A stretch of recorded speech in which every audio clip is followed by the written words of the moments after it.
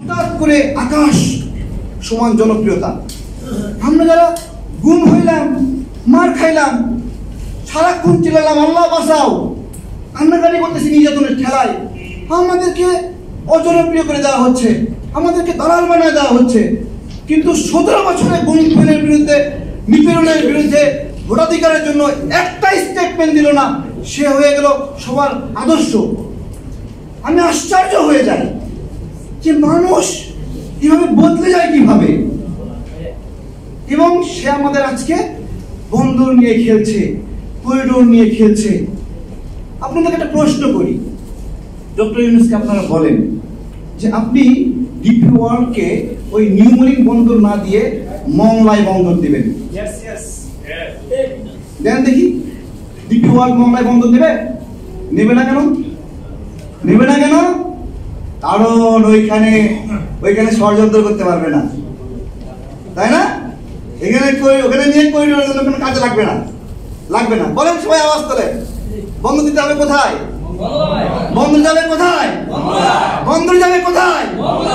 এবার দেবে না। আসলে ষড়যন্ত্রগুলো যে কিভাবে হয় সেটা আমরা বুঝি, কিন্তু দেশের মানুষ একটু ধীরে বোঝে, আস্তে আস্তে বোঝে। আপনারা যে বোঝানোর জন্য লড়াই করছেন, আপনাদের জন্য মোবারকবাদ।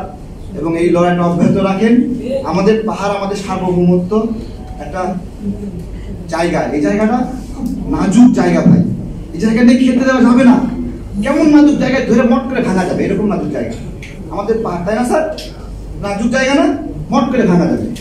আজকে এখানে কারো কাছে ম্যাপ আছে? এই যে রাখাইনের ম্যাপটা আছে নাকি? রাখাইনের ম্যাপটা আমি একটু কাগজে একটু আঁকায় দেখাই।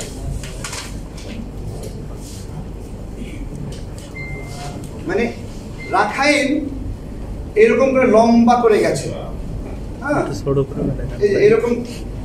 এই সাইডে যে বন্দরের মতো জায়গা, এই লম্বা করে গেছে এদিকে, বুঝছেন?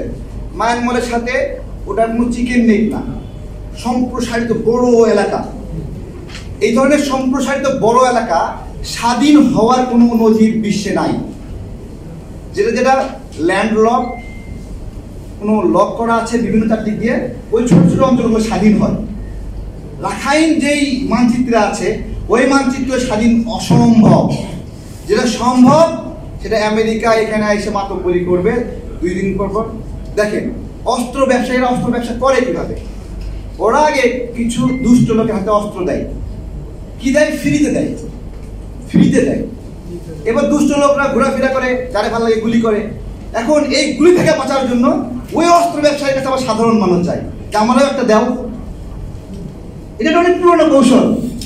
আমেরিকা দক্ষিণ এশিয়া কেন্দ্রিক মারামারি লাগাতে পারে নাই কখনো, ফলে এখানকার অস্ত্রের ব্যবসাটা নাই।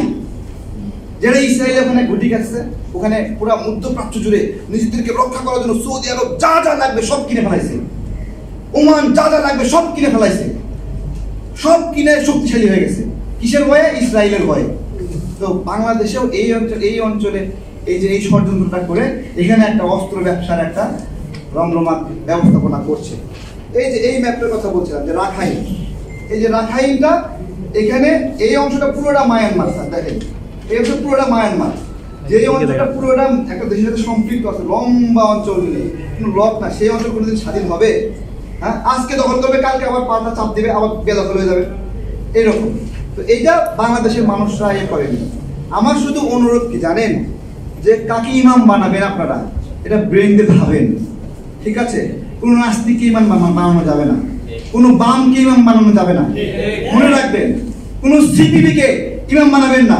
যে একবার সিপিবি সে আজীবন সিপিবি, যে একবার বাম সে আজীবন বাম। এগুলো হলো আমাদের সার্বভৌমত্বের জন্য লার্নিং। ভালো থাকবেন।